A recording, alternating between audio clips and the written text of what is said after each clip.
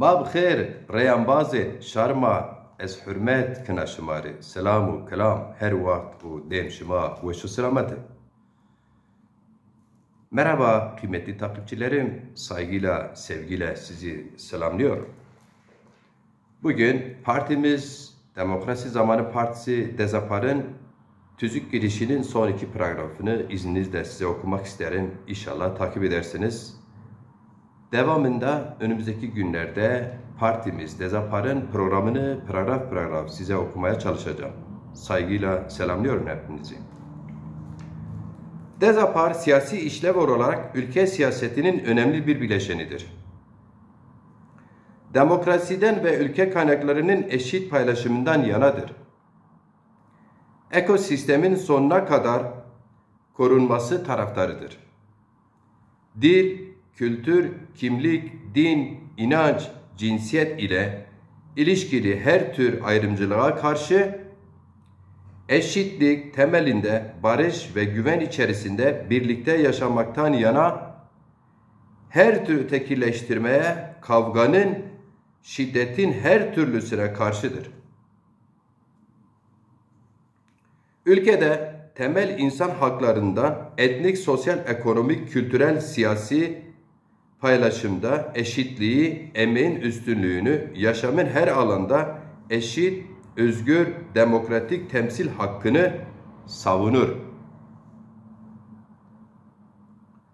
DEZAPAR, bölgesel ve genel dünya sorunlarına bakışıyla evrensel bir partidir.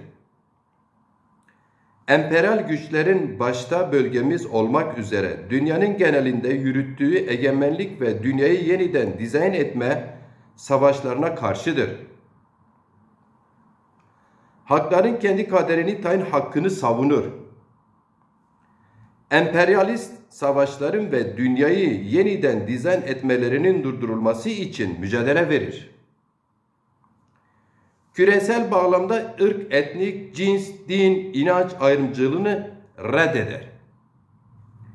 Yerküre üzerinde her canlının yaşamını özgürce sürdürülebileceği, doğanın doğal yaşamın korunmasını savunur. Dünya kaynaklarının vahşi bencillikle kullanmasına bağlı olarak dünyamızın geleceğini tehdit eden küresel ısınmanın dünyanın yeniden dizaynının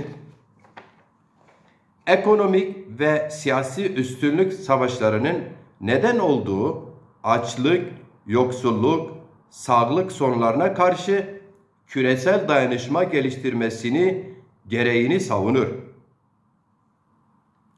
Bütün bunlarla birlikte ele aldığında DEZAPAR, özelde taban bulduğu Zaza halkının bir siyasi temsilcisi, benzer sorunları da birleştiği ülkedeki diğer halkların ve etnik grupların müttefiği, özgürlük ve eşitlik temelinde demokrasiye, temel hak ve özgürlüklere, hukukun üstünlüğüne, barış ve güven içinde bir ortak vatanda Türkiye Partisi, küresel bağlamda sorunlara çözüm önermeleri olan evrensel bir siyasi partidir. Demokrasi Zamanı Partisi, partimiz. Hepinizi saygıyla, sevgiyle selamlıyorum.